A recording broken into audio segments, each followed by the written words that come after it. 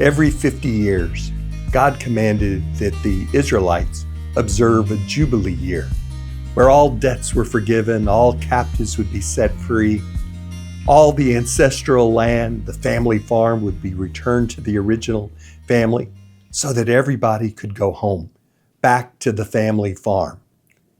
This was in remembrance of the Exodus, right? It was in the Exodus that God freed the Israelites from slavery in Egypt and led them to their promised home, to the promised land.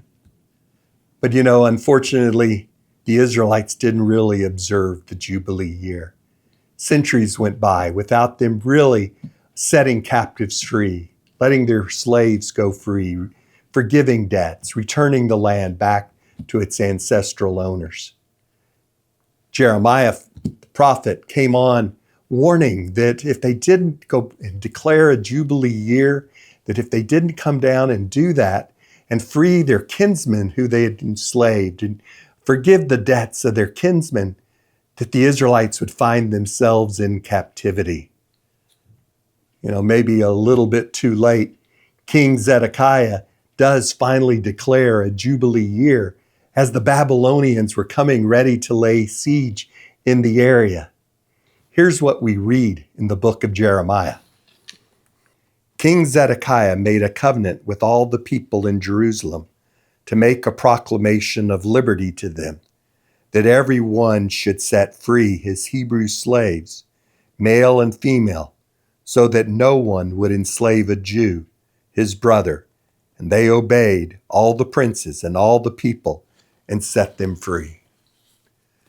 But there's probably a little too late, because the Babylonians did come in and conquer the Israelites, bring them into captivity, into exile, take them away in chains. Because they bound their own kinsmen with debts and chains, Israel herself was bound in chains and taken to Babylon. By ignoring the Lord of the Exodus, Israel ended up in exile.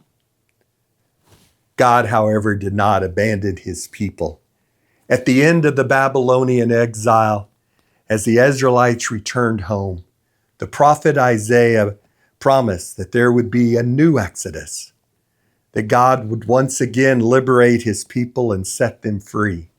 The liberation would take the shape of a Jubilee year. According to Isaiah, the servant of the Lord would be anointed, the Messiah, the Christ, in order to proclaim a Jubilee year, a year in God's favor. This anointed one, the Messiah, the Christ, was eagerly anticipated by the Jewish people.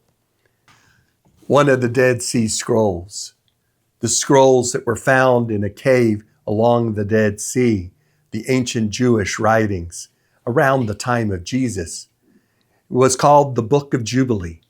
The Book of Jubilee recounted the Jewish history in 50-year increments, in the increments of the Jubilee year, showing that importance. And in the book Jubilee and in other writings in the Dead Sea Scroll, there is this anticipation of the coming of a Messiah who would declare that Jubilee, that would declare the captives would go free.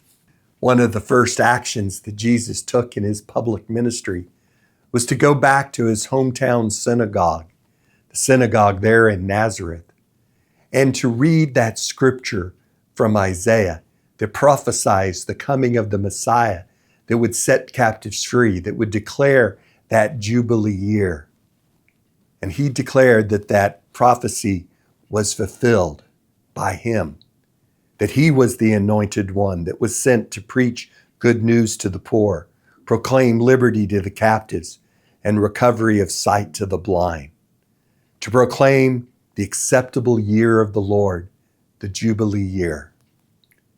Jesus came to set us free from the captivity of sin so that we could return home to the kingdom of God.